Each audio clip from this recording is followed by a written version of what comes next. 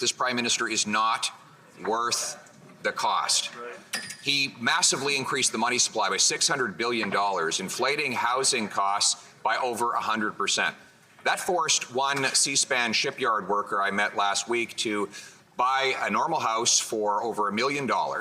And now interest rates have gone up because of inflationary deficits, something the Prime Minister promised would not happen.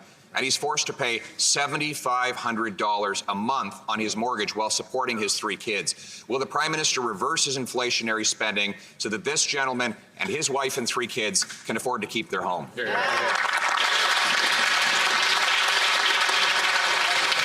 The Right Honourable Prime Minister. One thing is clear, the cuts, the austerity that are proposed by the Leader of the official opposition would not help that family, would not help Canadians from coast to coast be able to afford a new home. That is or the homes they're living in even. That is why we're continuing to work right across the country to bring forward ambitious and community-specific solutions to the housing problems they're facing. We've signed Housing Accelerator Fund agreements with London, with Vaughan, with Halifax, with Hamilton, with the province of Quebec, with more to come, Mr. Speaker. The cuts he's proposing won't help Canadians. Our investments, done responsibly, will continue to help Canadians. That's right. Hear, hear.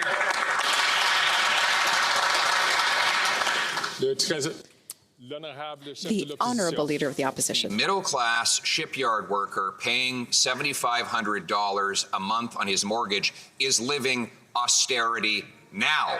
The Prime Minister is talking about is abundance for government and austerity for working-class people who must carry him and his overpriced bureaucracy around on their backs. Mr. Speaker, this gentleman has 3 kids to raise in their adolescence, paying for their sports while keeping a roof overhead. How does he expect them to pay $7,500 a month to fund his overpriced interest rates that result from his deficits?